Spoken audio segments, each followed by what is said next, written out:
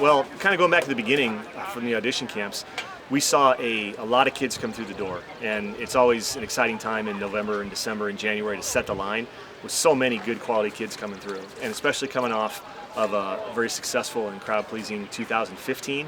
We had a lot of quality kids come through the door, even more than usual. So the selection process was a little bit more rigorous on them. But now that we're all moved in, we're extremely happy with the kids who are here. They're working hard. It's day 1.5 right now.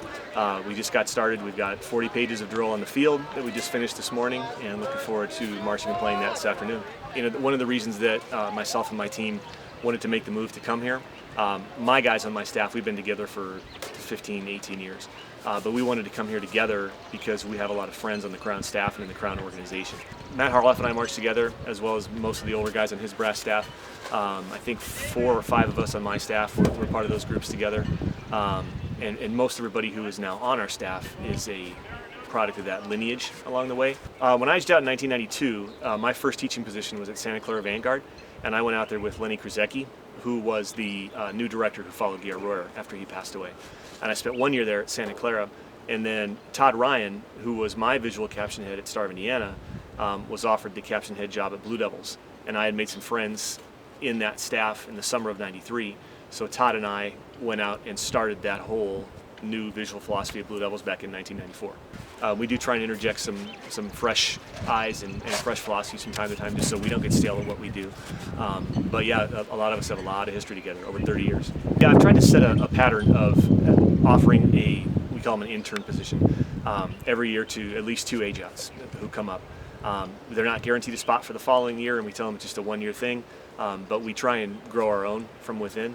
And it's kind of nice when I look at across the activity now in a bunch of different drum corps. There's a lot of, I don't want to say kids anymore, but a lot of people younger than me that I've taught at different places. And success in any given show is nice from year to year, as are trophies and plaques. But what's really special to me, the older I get especially, is to see that many people that I've taught out there teaching and doing it. When it comes down to it and we start talking about what this activity is and what it does for kids, I don't think there's anything else like it, not even the high school band thing. As much as we see kids over the course of 4 years and have an impact on them, we see them for 50 minutes a day. It might be the most important thing to them, but in drum corps we see them for 24 hours a day, for months at a time.